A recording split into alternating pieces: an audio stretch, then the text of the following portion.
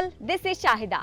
కాలం మనుషుల్ని మింగేయగలదు, నగరాలను నాశనం చేయగలదు, కానీ మనసులోని భావాలను మాత్రం చెరిపేయలేదు. దీనికి ఈ ఘటనే ఒక సజీవ సాక్ష్యం. సుమారు 2000 ఏళ్ల క్రితం ఒక అగ్నిపర్వతం ఉగ్ర రూపం దాల్చి రోమ్ నగర శివార్లులోని పెంపేయిని నిలువున సమాధి చేసింది. కానీ ఆ శిథిలాల కింద ఇప్పటికీ చెక్కు చెదరని కొన్ని ప్రేమ కథలు దాగి ఉన్నాయి. ఆ మ్యాటర్ ఏంటో ఇప్పుడు చూద్దాం. నా పేరు శివమణి. నాకు కొంచెం తిక్కుంది, కానీ దానికో లెక్కుంది. ఈ డైలాగ్ గుర్తుంది కదా? అందులో హీరో హీరోయిన్ల మధ్య ప్రేమ ఒక సముద్రపు సీసాలో దొరికిన లేఖ ద్వారా తెలుస్తుంది. ఆ సీన్ చూసినప్పుడు మనందరికీ ఒక రకమైన థ్రిల్ కలిగింది.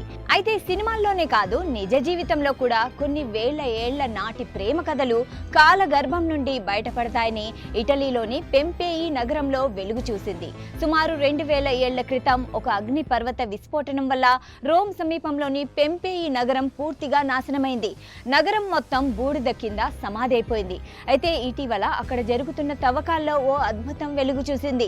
అప్పట్లో ఒక గల్లీ గోడపై ప్రజలు రాసుకున్న రాతలు, వేసిన చిత్రాలను శాస్త్రవేత్తలు అధునాతన సాంకేతికతో విశ్లేషించారు.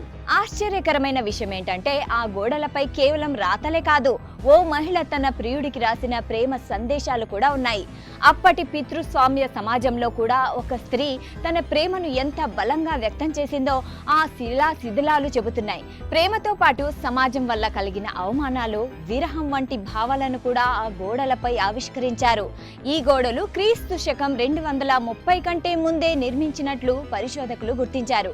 అంటే దాదాపు 2000 ఏళ్లుగా ఆ ప్రేమ కథలు నేలమట్టంలో దాగి ఉన్నాయి. గతంలో జరిగిన తవ్వకాల్లో ఈ గోడలు బయటపడినా వాటిపై ఉన్న మసకబారిన రాతల అర్థం ఎవరికీ అర్థం కాలేదు.